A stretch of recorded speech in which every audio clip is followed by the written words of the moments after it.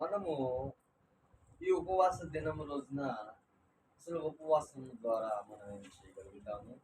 తర్వాత ఆయన దగ్గర ఏమేమి పొందుకుంటాము? ఆయన మన కొరకు మేలులు ఉంచాడు అని మనం నమ్ముతున్నారా? హల్లెలూయా! హల్లెలూయా.